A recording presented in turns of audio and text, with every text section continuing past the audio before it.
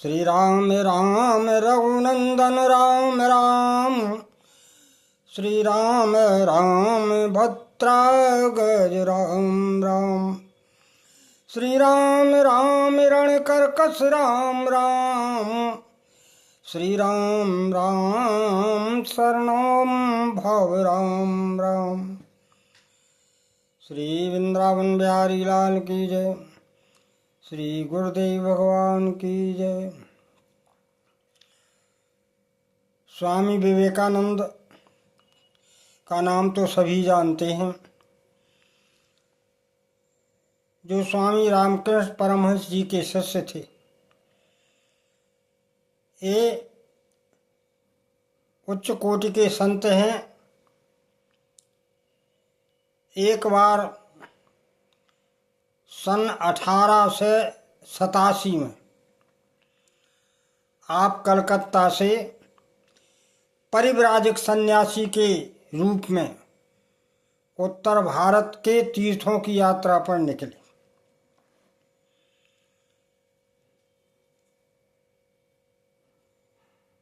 बनारस अयोध्या होते हुए, वैसे उस समय अगस्त का माह था, तो जो है अगस्त माह में वृंदावन पहुँचे और वृंदावन में इन्होंने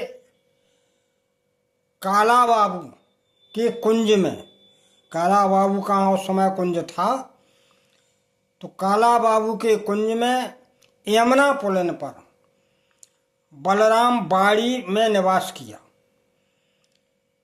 बलराम बाड़ी बलराम बापू थे, उनके नाम से थी। बलराम बापू जो थे वो उनके यहाँ पर नित्य जो है राधा माधव की पूजा होती थी। तो ये तीर्थ स्थलों का भ्रमण करते हुए जब ये वहाँ आए तो ये राधा माधव की पूजा में अपने हाथ बटाने, मतलब वहाँ सत्संग भी होता था, भगवत कीर्तन भी होता था, तो उसमें इतने निमग्न हो जाते थे, इतने तल्लीन हो जाते थे कि इन्हें अपना होश भी नहीं रहता था भगवान के भाव में।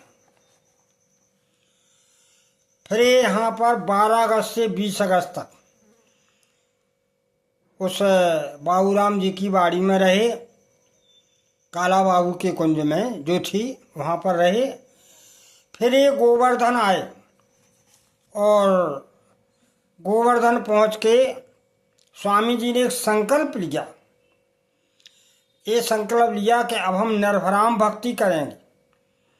निर्भराम भक्ति का अर्थ होता है निर्भर प्रेम भगत, निर्भर प्रेम मगन हनुमान। यानी हम भगवान के ऊपर पूर्ण रूप में निर्भर हैं। हम किसी से कुछ याचना नहीं करेंगे, किसी कुछ मांगेंगे ही नहीं।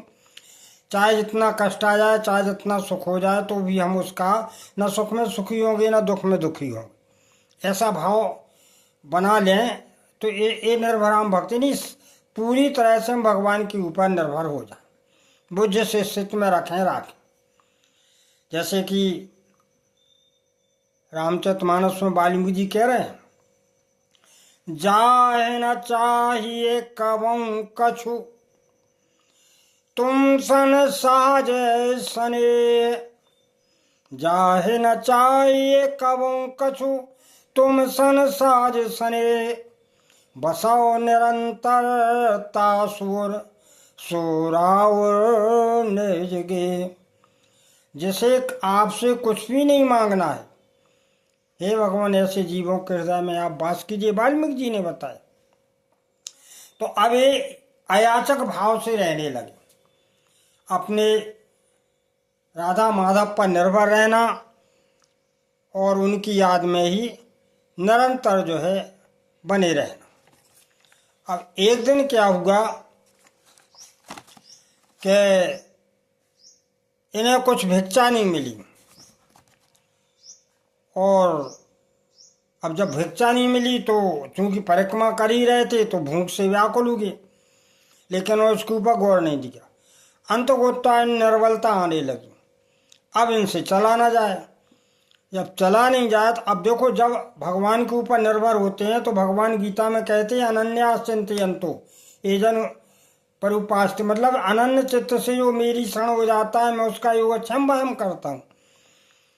तो भगवान ने विचार किया कि दुर्बलता है, अब चल ही नहीं पा रहा है तो होगा क्या, इसलिए भगवान ने एक साधु को भेजा और वो साधु पीछे से आया और स्वामी जी से कहा, अरे साधु रुको रुको।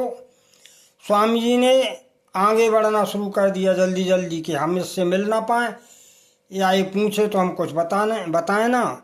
लेकिन वो तो भगवान की कृपा थी, वो साधु आगे आ गया। उसने कहा, महाराज जी हम भोजन लाए हैं, आप भोजन पा लीजिए। बड़ी याचना की कि आप हमारे इस भोजन को स्वीकार कर लीजिए। तो इन्होंने गोविंद की कृपा समझ करके उस भोजन को ले लिया। उस दिन भोजन मिल गया। अब यद्यपि भोजन तो ले लिया, लेकिन भगवत कृपा की हृदय में नेत्रों से में आंसू झलक आए। हृदय रोमांचित हो गया कि देखो प्रभु ने इस जंगल में हमें खाना भेजा। भगवान को इतना अपने भक्तों का याद रहती है, भगवान अपने भक्तों की इतनी रक्षा करते हैं, लेकिन कोई बन तो जाए उनका। अब क्या हुआ कि ये गोवर्धन से राधा कुंड की ओर आए, तो चूंकि ये सन्यासी भेष में थे, उघारे थे, एक कोपीन के अलावा कुछ पहने नहीं थे, तो इन्होंने क्या किया कि एक कोपीन पहन ली, एक कोपीन रखे रहते थे सो से खींच के डाल दी, तो वो बंदर उठा ले गया। और जब ये राधा कुंड से स्नान करके निकले तो इन्होंने देखा कि हमारी कोपीन तो बंदर लिए बैठा है। इन्होंने बहुत अन्याय बनाई की, लेकिन उसने नहीं फेंकी। अब इन्होंने कहा क्या करें, अगर हम अब ऐसे जाते हैं तो हम लज्जित होते हैं। तो क्योंकि लंगोटी थी अकेली, तो इन्होंने कहा कि अब तो मरना ही अच्छा है इससे, अब किससे मांगे, मांग सकते नहीं थे क्योंकि अयाचका का व्रत ले रखे थे। तो ये जंगल की ओर भागे और संकल्प ले लिया कि अब हम मरेंगे, अब मरना ही अच्छा है क्योंकि लज्जा हमारी नष्ट हो जाएगी। अब हम अगर परिक्रमा करते हैं तो लज्जा नष्ट हो जाएगी, लोग देखेंगे। तो इस तरह अपने लाज ढकने के लिए उस जंगल में प्राण त्याग देने का संकल्प लिया, वे चलने लगे। परंतु उसी समय फिर एक क्या नाम चमत्कार हुआ। एक व्यक्ति गेरुआ वस्त्रों को लिए, कुछ भोजन लिए, सामने प्रकट हो गया और बोला, अरे साधु एक गेरुआ वस्त्र धारण कर लो, इनको पहन लो, हम यही ढूंढ रहे थे कि संत कोई मिल जाए तो उनको हम दान कर दें, और ये भोजन भी है गरम गरम, इसको जो है आप पालो, भगवान का महाप्रसाद है। तो जब वो सामने आके वो ऐसा कहने लगा, बार बार उसने कहा, तो इन्होंने राधा रानी की कृपा समझ के और उसको ग्रहण कर लिया। उन्होंने चलो चलो माता जी ने हमें भेजा है, उनका ये उपहार है, तो हम इसको वापस ना करें, और उन्होंने ग्रहण कर लिया। अब जब राधा रानी का उपहार मान के अपने अंग वस्त्रों को भी इन्होंने ग्रहण कर लिया, तो फिर अब इन्होंने कहा चलो उस कुंड के पास चल के देखें। जब भगवान ने इतनी कृपा की है तो वो कोपिन बंदर ले गया या दे गया।